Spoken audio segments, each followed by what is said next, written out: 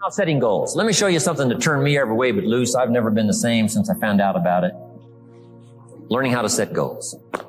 Not long after I met Mr. Shove, we're having breakfast one morning. Mr. Shove said, Mr. Rohn, now that we've gotten acquainted, we know each other fairly well, he said, maybe one of the best ways I can help you, he said, let me see your current list of goals. Let's go over them and talk about it. And I said, what? I don't have a list. He said, well, Mr. Rohn, if you don't have a list of your goals, he said, I can guess your bank balance within a few $100s, which he did. And that got my attention. I said, you mean my bank balance would change if I had a list of goals? He said, drastically. So that day I became a student of setting goals. And I've used it to dynamically affect my life. I've taught it to some of my business colleagues. We use it to do business around the world. Setting goals. It can turn out to be a drama for your life. Here's what goals are. Your vision of the future. Your vision of the future. Now, there's two ways to face the future. One, with apprehension. Number two, with anticipation. Guess how most people face the future? With apprehension. Why? Major reason why. They don't have it well designed. They've left the design of their future to somebody else. And if you don't make plans of your own, guess what? You'll probably fall into someone else's plans. Guess what someone else may have planned for you? Not much. All of your negative relatives all turn positive. What'll that do for your future? Not much. If prices come down a little, what'll that do for your future? Not much. If the economy gets a little better, what'll that do for your future? Not much. If circumstances get a little better, what'll that do? Not much. If the weather gets a little better over the next few years, that'll do. Not much. I mean, you could go right down this whole scenario list. Most people all their lives, with their fingers crossed, count on this not much list.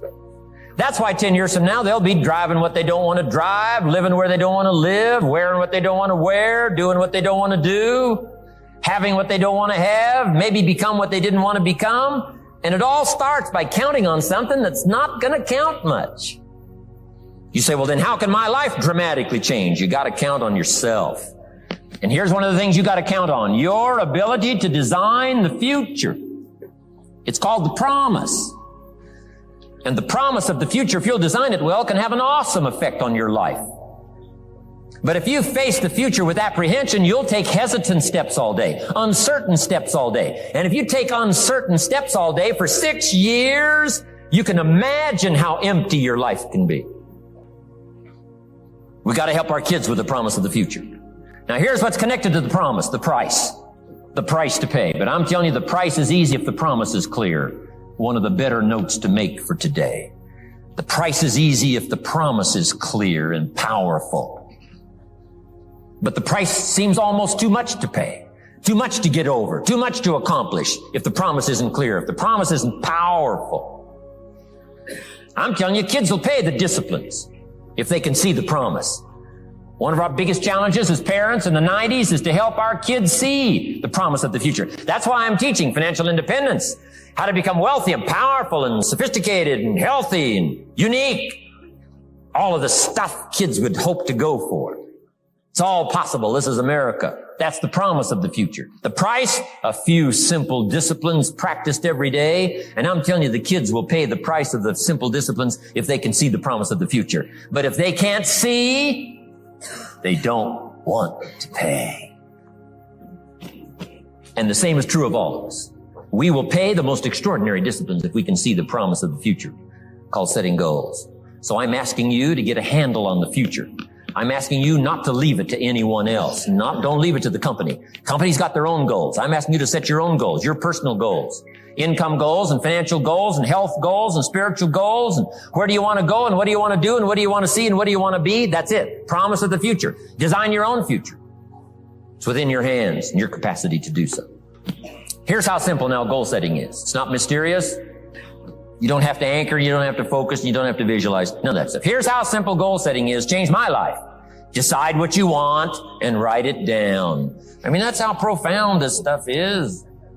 Decide what you want and write it down. Make a list. Where do you want to go? What do you want to do? What do you want to see? What do you want to be? What do you want to have? What do you want to share? What projects would you like to support? What would you like to be known for? What skills would you like to learn? Some extraordinary things you'd like to do, ordinary things you'd like to do, right? Silly little things you'd like to do, very important things you'd like to do. Decide on all that stuff and write it down, write it down, write it down. That's how simple this stuff is. And it's your own private list. If it's really private, on your list, put some stuff in code where nobody can understand it if this list fell into unfriendly hands. And simple things, whatever. Foolish things, doesn't matter. It's your list. Your list with you. I keep my list in my journal so that I can go back 5 years ago. Here was my list. And I'm a little embarrassed. Here's what I thought was so important now. How my philosophy has changed from 10 years ago, 5 years ago, 3 years ago. Here's my old list. Here's my new list. Here's what's valuable to me now. Here's what I want my life to be now. Here's where I want to go, what I want to do, what I want to see. Keep your lists of goals so that it shows your growth, shows your ability to change and grow. Your philosophy grows and expands what's valuable. Setting goals. Doesn't matter how small, foolish it is. Put it on your list. My Japanese friend, Toro Ikeda, put on his first list, a Caucasian gardener. Good morning. Thought that was good. I like that. Have you got this profound thing now on setting goals? Here's how profound it is. Decide what you want and write it down. Get together with your wife, decide. Get together with your kids, decide. Get together with your business colleagues, decide. Write it down. Make a list. Okay, that's how easy it is. Now let me give you one more scenario on setting goals. When I started making my first list, Mr. Shoaff said, Mr. Rohn, looks like we're going to be together for a while. He said, I've got a suggestion for you. He said, I think one of the first goals you ought to set, you're a 25-year-old American male. Sure, you've made some mistakes, but now you're on the road to better things. You got a family, worth it. Reasons makes the difference. And he said, you've got every reason to do this. He said, why don't you, among all the goals you're going to set, he said, why don't you set a goal to become a millionaire?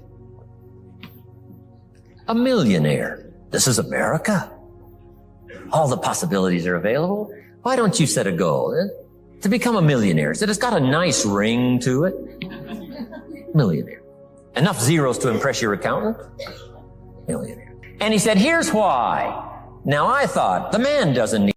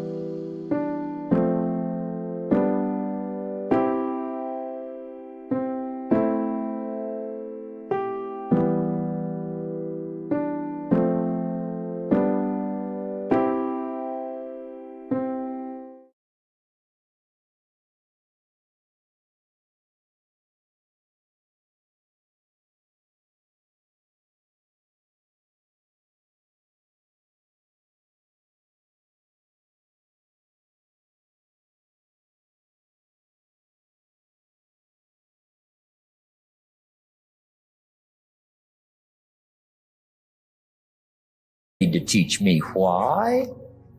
I'm thinking, wouldn't it be great to have $1 million?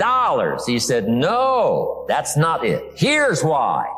And I had one of the greatest lessons I ever learned, and I'm about to share it with you. This will be worth the price of being here today if you can capture what I'm about to share with you. What I'm about to share with you changed my whole life. Here's what Mr. Shoaff said. Set a goal to become a millionaire. And he said, here's why. For what it will make of you to achieve it.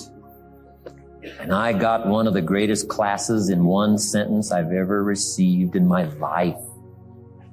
Set a goal that'll make you stretch that far. For what it will make of you to achieve it. What a brand new reason for setting goals.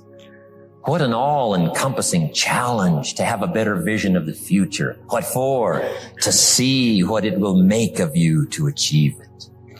And here's why. The greatest value in life is not what you get. The greatest value in life is what you become.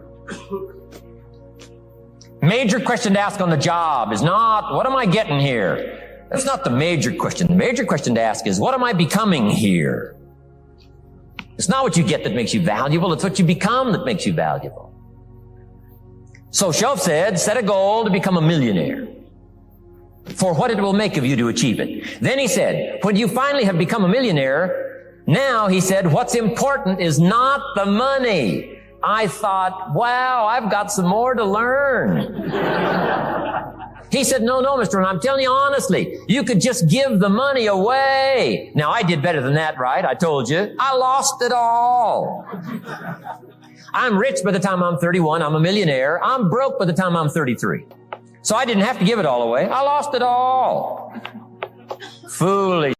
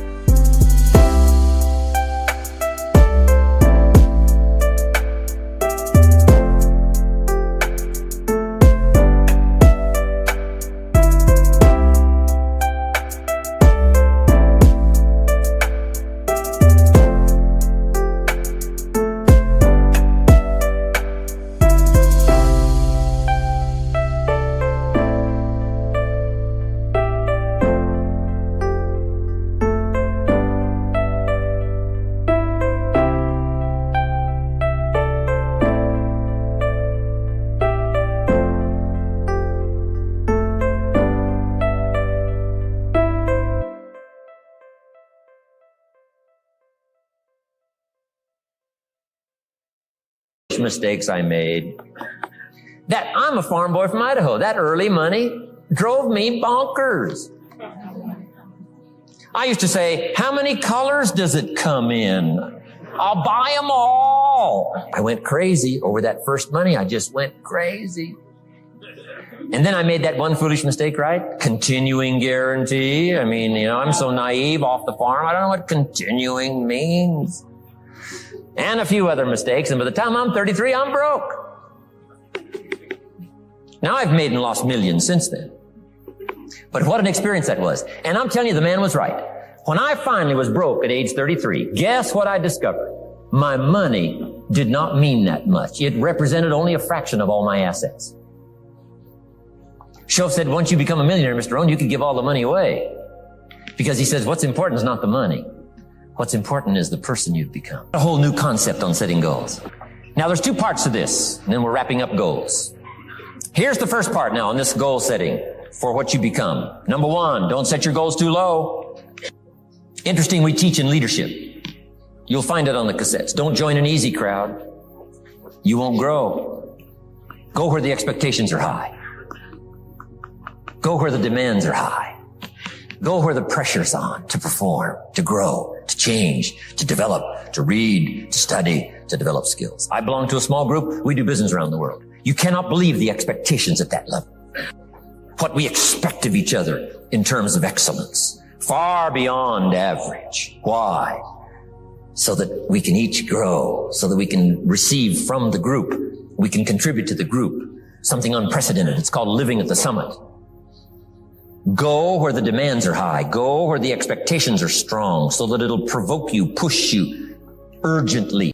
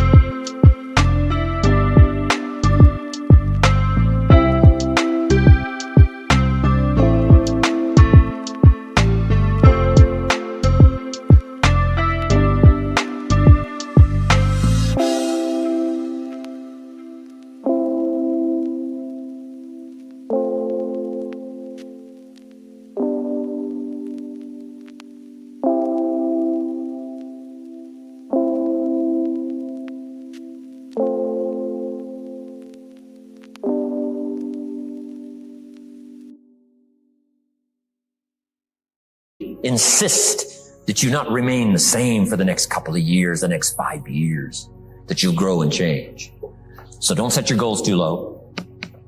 The guy says, well, I don't need much. Well, then you don't need to become much. Now, here's the last part on setting goals. Don't compromise. Don't sell out. There were some things I went for back in those early years that I paid too big a price for. If I'd have known how much it was going to cost me, I never would have paid, but I didn't know. So don't sell out. Ancient phrase says, count the cost, count the cost, count the cost. An ancient story says, Judas got the money. You say, well, that's a success story. No. It's true, 30 pieces of silver in those days was a sizable fortune. You say, well, if a guy's got a fortune, right, that's a success story. No, you don't understand. His name was Judas. Doesn't that ring a bell? Judas. You say, oh, yes, Judas, the traitor. That's right. The traitor got the money. Doesn't that change the story? And the answer is, of course, it changes the story.